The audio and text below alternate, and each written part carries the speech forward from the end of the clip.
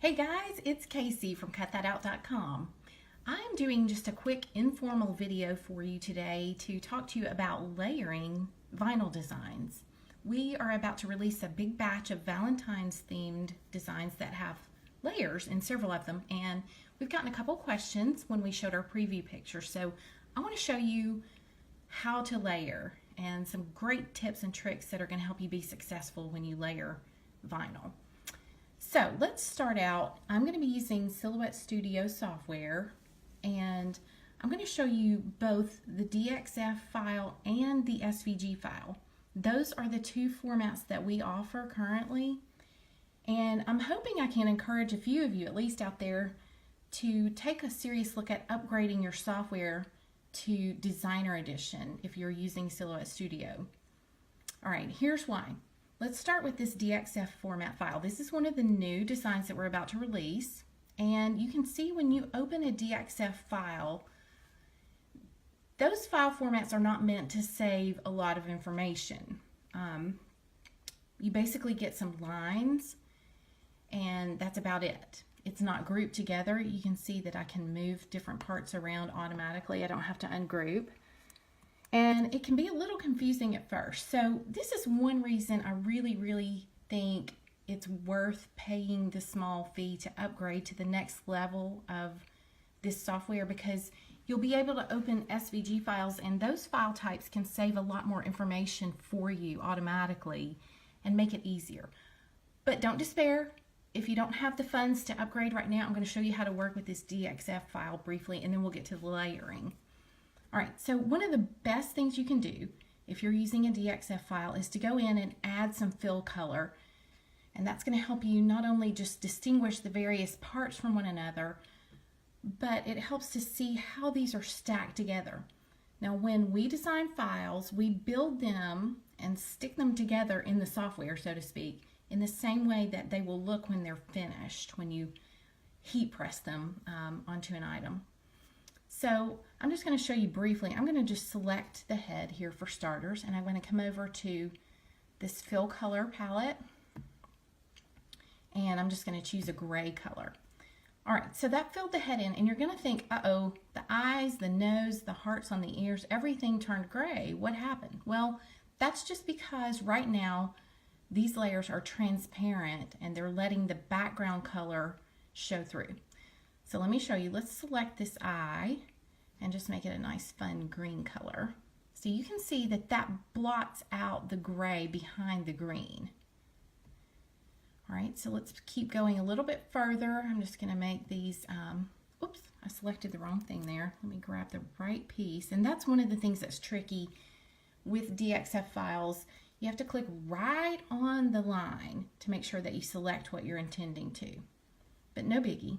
So I'm just going to fill these little guys with white, and let's take this bow and make it nice lavender color, and then we have a dot in the center just to help define and dress up. So you can see there, you can go through and fill these things with color, and that's going to make your job easier. All right, as you do that, you will begin to see how these layers stack together. In other words, what order do I need to lay these things onto my garment before I press? Okay, so let's go over to the SVG file for a moment. Same design. You'll just notice that with SVG files you get lots of color information that we go ahead and save into the file for you. You'll also notice that when you first open these, they are grouped together all as one giant group. So what you want to do, I just right click and choose. Let me slide down there to ungroup, and that breaks apart all these individual pieces for you. All right, so you can select what you need to, and you can even just start to pull this apart if you want to and see sort of what goes where.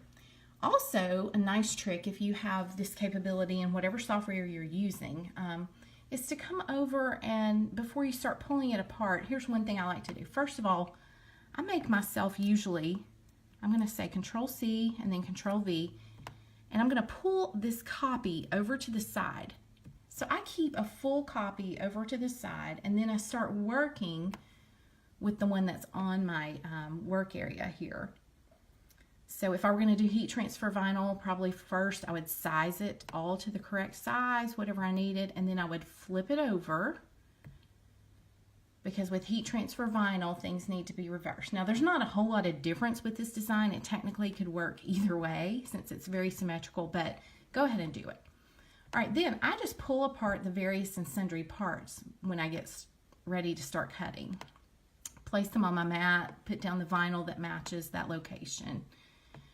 But I wanted to show you one other thing you can do, if your software allows you, is take the various pieces of this design, and you'll want to come over to this fill color panel in Silhouette Studio, and you can increase the transparency. And that allows you to see through to those back layers and just gives you another view to help you know how these layers need to stack together when it comes time to press. Okay, so here is, let me pop this up here in front of the camera. This is the finished design here. This is after I pressed it. And so you'll see there are several layers, but what I did, once I got all my pieces cut, I sort of looked at it in my software, I laid it out on my mat here to match where I was going to put my pieces of vinyl.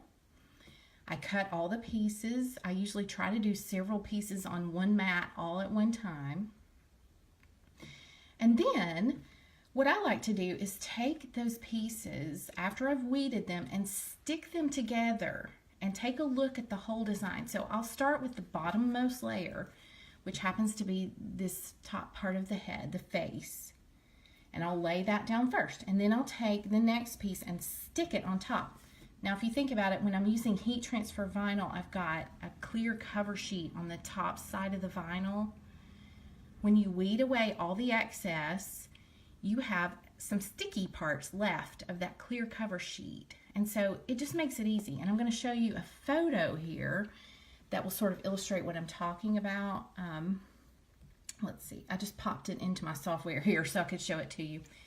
This is actually from a document that I put together that goes with a specific design that we sell, the Unicorn with Hearts design. In that zip file, if you were to purchase that design and download it, you would get a full-blown PDF document that has all kinds of tips and tricks and instructions for layering that design. So I just pulled that photo here to illustrate what I'm talking about. If you can see this, you can see that I still had these clear sticky cover sheets after I weeded out the excess parts of my design. And so I just used those to stick this design together and take a look at it before I started pressing.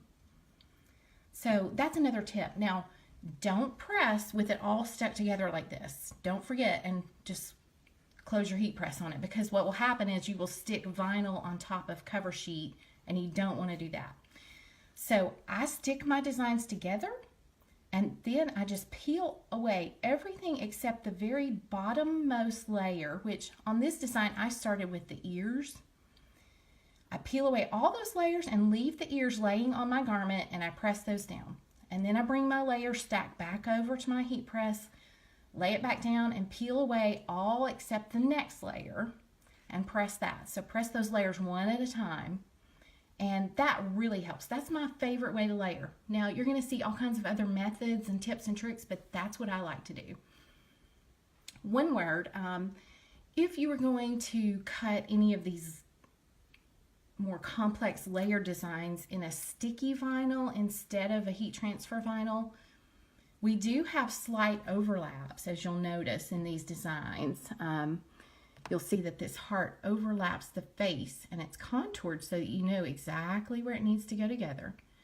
So in sticky vinyl, you're going to have a little bit of an overlap, and that may show, but we sort of have to just pick a direction and go with it. And so we build in these slight overlaps to make sure that when you're using heat transfer vinyl, hopefully that helps to eliminate any gaps that you might get.